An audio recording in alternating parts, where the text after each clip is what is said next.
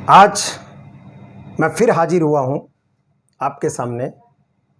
घर में किस दिशा में दवाइयां रखनी चाहिए और किस दिशा में आपके घर में दवाइयां रखी हैं, जिस दिशा में दवाइयां रखी हैं वो आपके जीवन में किस प्रकार से रोगों को ठीक करने या अन्य कारक पैदा करते हैं, आज इस बात पर चर्चा करेंगे।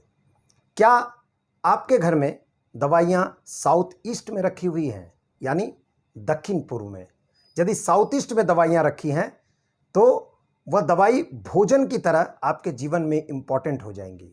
यानी जैसे भोजन जीवन में अनिवार्य है, वैसे ही ये दवाइयां भी आपके लिए अनिवार्य हो जाएंगी।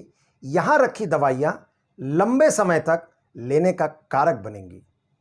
क्या आपके घर में दवाइयां साउथ में रखी हुई हैं, यानी दक्षिण की दिशा में? दक्षिण यम की दिशा है, यह आपके आदत में दवाइयों को शुमार कर देगा। यानी कि आपका नेचर हो जाएगा, छोटी छोटी बातों पर आप दवाइयां लेने लगेंगे। इसी प्रकार से क्या आपने दवाइयां नॉर्थ वेस्ट यानी उत्तर पश्चिम में रखी हैं? उत्तर पश्चिम में रखी दवाइयां, यदि कोई बीमारी ठीक हो गई है और दवाइयां बच गई हैं तो ऐसी दवाइयों को नॉर्थ वेस्ट में रख दें। इससे नॉर्थ वेस्ट में रखी दवाइयां आपकी ज़रूरत को ख़त्म कर देंगी।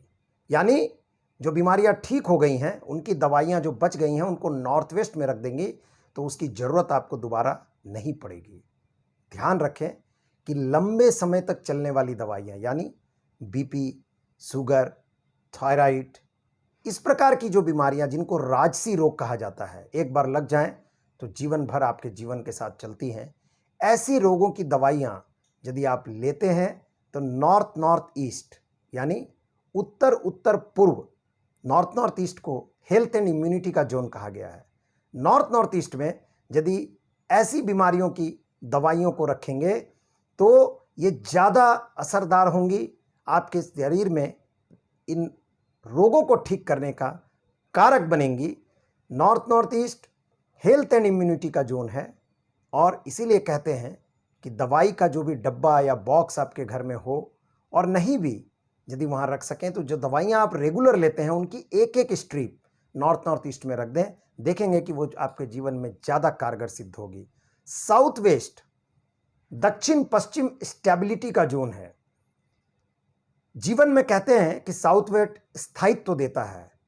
यदि आपने भी दवाइयाँ साउथ वेस्ट में रख दी हैं तो आपके जीवन में वो दवाइयाँ अस्थायी हो जाएंगी। यानी जीवन जब तक चलेगा वो दवाइयाँ आपके जीवन में स्थायित्व का जगह ले लेंगी और आपके जीवन की गति के साथ दवाइयों की गति मैच करेगी।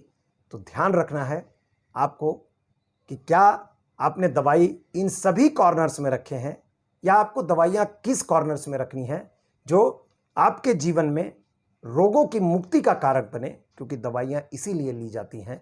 दवाइयों के स्थान परिवर्तन से यदि जीवन में लाभ होता है तो इन छोटी बातों का आप ध्यान रखें। फिर एक नए वास्तु सब्जेक्ट के साथ एक नई दिशा की बात लेकर हम सब आपके सामने आएंगे। और कमेंट में ज़रूर बताएं कि आपके घर में दवाइयाँ किस दिशा में रखी हैं और क्या सचमुच जिस दिशा में रखी हैं उनके कारक का जीवन में प्रभाव पड़ रहा है या नहीं। धन्यवाद।